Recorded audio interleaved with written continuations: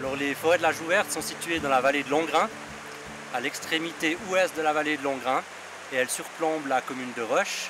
Et en fait, actuellement ici où on se trouve, c'est l'eau froide qui fait la limite territoriale entre en rive droite la commune de Villeneuve et en rive gauche la commune de Corberré. Actuellement, donc, on se trouve sur les vestiges du barrage écluse de la Jouverte, qui ont été construits en 1695. Donc les forestiers de l'époque, c'était les Bernois qui occupaient le territoire, et ils avaient besoin d'une source de chaleur pour extraire le sel de la saumure qui se trouvait à Roche. Et ils ont certainement défini qu'ici, il y avait beaucoup de forêts, d'où le nom Jouverte qui veut dire puits de forêt, de bois. Et il fallait qu'ils trouvent un moyen non seulement d'exploiter les bois, mais surtout de les amener à Roche pour avoir cette source, ce bois énergie, cette source de chaleur. Alors l'idée géniale qu'ils ont eue, c'est de créer ce barrage écluse. On pense que c'est un des premiers barrages écluses d'Europe. Et le principe de fonctionnement, c'était qu'à l'amont, quand les portes étaient fermées, à l'amont, il y avait un lac qui se constituait. Et puis, à l'aval, ils entassaient des bûches d'1 mètre environ. Et puis, quand ils étaient prêts, qu'il y avait assez de bois et que le lac était, entre guillemets, rempli, ils avaient avec un système de bélier qui libérait les deux vantaux d'un seul tenant, et l'eau était libérée d'un seul coup. On portait tout ce bois énergie jusqu'à Roche. Alors en 1998, quand j'ai pris mes fonctions, j'ai tout été subjugué par la beauté du site et surtout par les vestiges et le passé historique en termes de gestion forestière du lieu. Et je me suis dit qu'il serait vraiment intéressant de créer un sentier découverte pour pouvoir maintenir ces ouvrages en état et surtout pour pouvoir essayer de faire découvrir un maximum de gens la beauté de ce site. La première étape, c'était la rencontre avec Laurent Fival, qui avait comme projet de passer en fait, sur la rivière avec un pont. Alors j'ai commencé par lui faire un projet de pont suspendu. Voilà, ouais. Mais je ne sais pas s'il a été prévu comme ça. Écarté par l'État. Ensuite sont intervenus un architecte, qui était Wally, et qui est venu avec un projet qui était assez novateur. Et ensuite le bureau d'ingénieur DIC. Et là, on a commencé à travailler en collaboration, après moult séances, de faire naître en fait un projet qui tenait la route. Du coup, on retrouve le moment, si c'est par lié là. À la base, on était approché par le département des monuments historiques du canton de Vaud qui nous demandait de concevoir une passerelle pour piétons d'une longueur de 20 de mètres sur un site où était construit un des premiers barrages à voûte en Europe. Et comme le site est sensible, nous pensions que c'était important de faire un petit ouvrage avec soin. Est-ce que ici on a les... c'est déjà le même sur celui-là, oui. D'accord, ouais, ça c'est la même chose que ce qui est affiché. Pas tout à fait. Là, c'est encore une étape intermédiaire où tu vois, j'ai bougé les côtes là-bas. Alors là, c'est des formations. C'est pas un pont suspendu traditionnel que j'ai imaginé, mais plutôt un pont qui portera des éléments en bois, parce que j'ai pensé que ça serait intéressant d'impliquer les auteurs du projet, donc les forestiers, qui ont imaginé un parcours initiatique qui parle des vestiges qui sont encore en place, de les impliquer dans le projet et de le faire fabriquer une partie du pont. Donc le pont sera fait de mélèzes qui sont coupés sur place, coupés dans leur propre scierie, assemblés avec des éléments de 2 mètres et ensuite posés sur place. Les étapes suivantes étaient de contacter un ingénieur du coin, un ami qui connaît bien la région, et de trouver un constructeur. Donc il y a l'entreprise Gianninetti qui est très rodée dans les constructions avec des câbles, et puis avec l'ingénieur et l'entreprise, nous avons mis en place le concept statique, les efforts, calculer les efforts, calculer les ancrages et déterminer la forme définitive de la passerelle. Nous avons participé à concevoir ce pont de A à Z. Le but étant de créer un ouvrage qui est simple et qui s'intègre dans l'environnement de la Jouverte. Dans la dimension écologique du projet, il y a différents facteurs. Un, c'est les acteurs locaux, donc de travailler avec eux, de profiter de leur savoir-faire. Deuxièmement, de la durabilité, c'est-à-dire même si on utilise du bois qui a une durée de vie réduite, de faire que le pont il peut durer plus longtemps que la durée de vie des éléments en bois.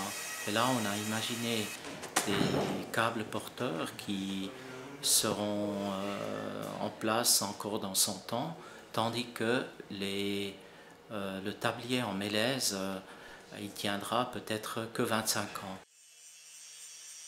Alors actuellement, on est en train de fabriquer la serrurerie qui viendra sur les culées de chaque côté du pont. Ça, c'est la première étape. La deuxième étape, ça sera le génie civil, de faire les socles.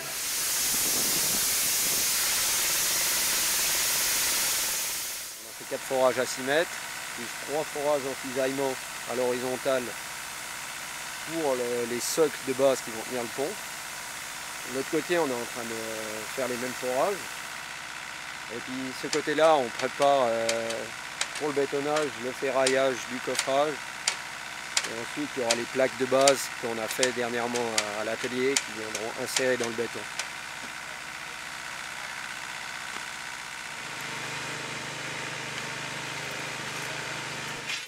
La troisième étape, de monter en fait toute la serrurerie dessus le génie civil. Et la quatrième étape, ça sera de monter les câbles d'un côté à l'autre côté de la rivière.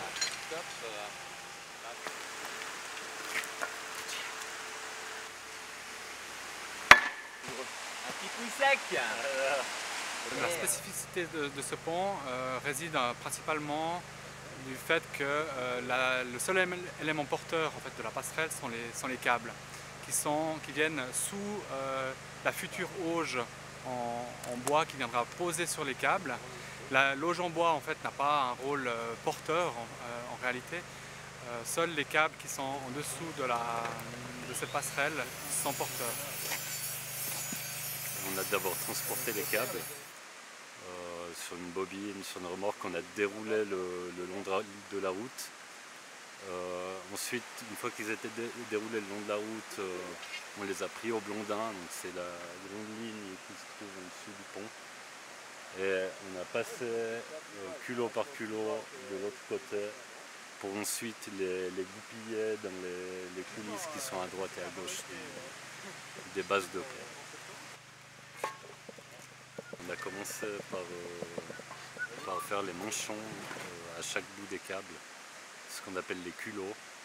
Et ça consiste à ouvrir le câble en épi, le dégraisser parfaitement, insérer le culot dans cette ouverture en épi et ensuite couler de la résine à l'intérieur.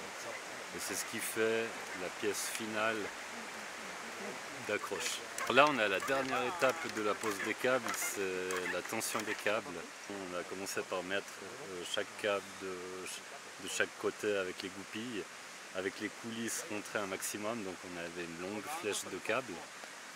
On a commencé par tendre un côté à la côte désirée avec des vérins hydrauliques. Et là on est repassé de l'autre côté pour faire la tension finale qui est de 20 tonnes par câble avec des manomètres de pression, de nouveau avec le même système de vérins. Ouais, reviens un peu, un tout petit peu. Voilà, parfait. Aujourd'hui, la tension par câble est de 20 tonnes, donc 20 tonnes par câble porteur. Mais ce sont des câbles qui sont dimensionnés pour accepter une tension maximale de dimensionnement de l'ordre de 70 tonnes par câble.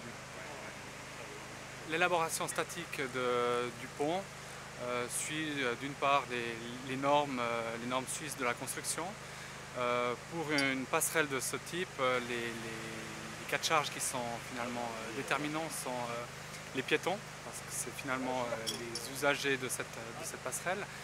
Et également, on se trouve dans une configuration, dans une vallée en fait, relativement étroite en altitude. Et la neige est un cas de charge qui est prépondérant pour ce type d'ouvrage. Donc pour la petite histoire, finalement, la neige représente 2 fois la capacité des piétons, qui correspond finalement à environ 2 mètres d'accumulation de neige sur la passerelle. Pour la Jouverte, ce qui nous paraissait important, c'est de travailler avec les forestiers qui ont imaginé ce parcours, c'est-à-dire une passerelle qui serait en partie réalisée par eux. On a commencé donc par exploiter des mélèzes à quelques kilomètres d'ici. Ça s'est passé l'hiver passé, quand le bois était hors sève. On les a transportés ici, et puis la deuxième phase, c'est le sciage. À l'aide de notre scie, on va débiter les bois pour obtenir des carrelets de ce type qui vont être utilisés pour le montage de cette passerelle. L'étape suivante, c'est le perçage. À l'aide de cette perceuse à colonne, on va percer toutes les pièces parce qu'elles vont être assemblées par une tige métallique. Ensuite, la phase de montage proprement dite, une fois que toutes les pièces sont percées, on va assembler donc le socle de la passerelle et les planches qui vont servir de montant. Ensuite, une fois que les pièces sont présentées, on va les clouer à l'aide d'une grosse cloueuse pneumatique, des clous de 110, 4 clous qui vont assembler les pièces en bois ensemble. Et une fois que tout ça est assemblé avec les clous, on va positionner une tige filetée qui fera toute la longueur de l'élément, qui servira simplement à bien que l'élément bois, toutes les parties soient solidaires entre elles. Cette structure métallique, construite par l'entreprise Gianninetti SA/AB, va permettre en fait de solidariser les câbles porteurs et la structure en bois par-dessus. Voilà l'élément bois terminé, où on voit les 4 clous qui fixent chaque pièce de bois indépendamment et la tige qui assemble en fait l'entier de l'élément qui fait environ 2 mètres de long.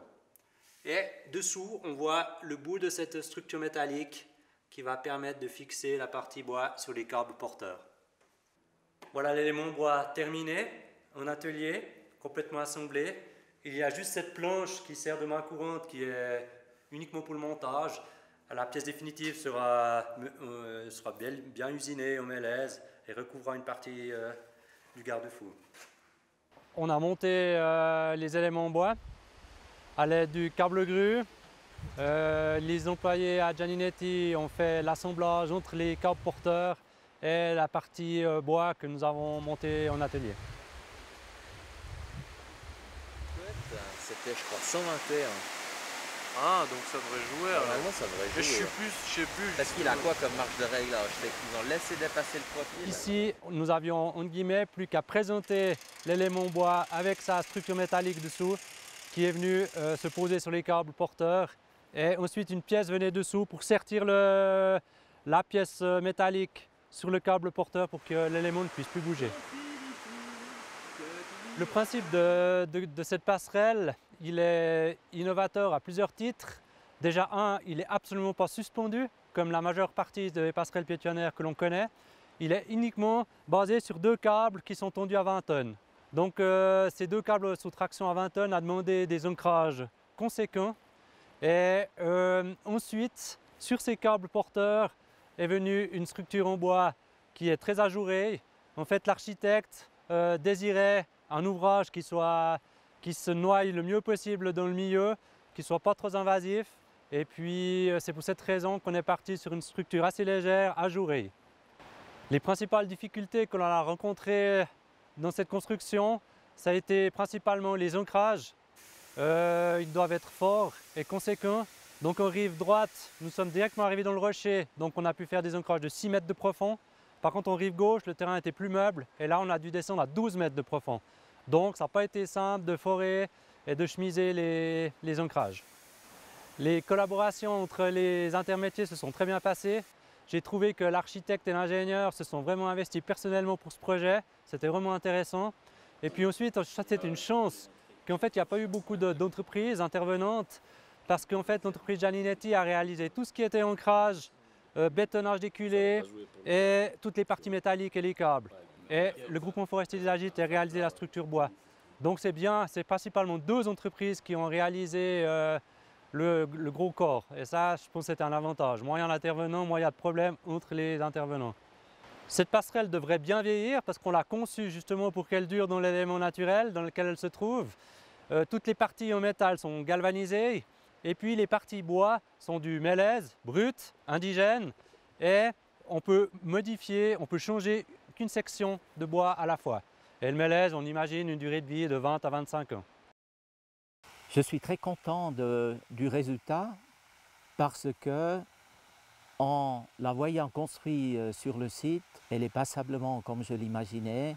Elle arrive à dialoguer avec le site, c'est-à-dire avec l'acteur principal, le barrage vieux de 300 ans, mais aussi comme objet en tant que tel.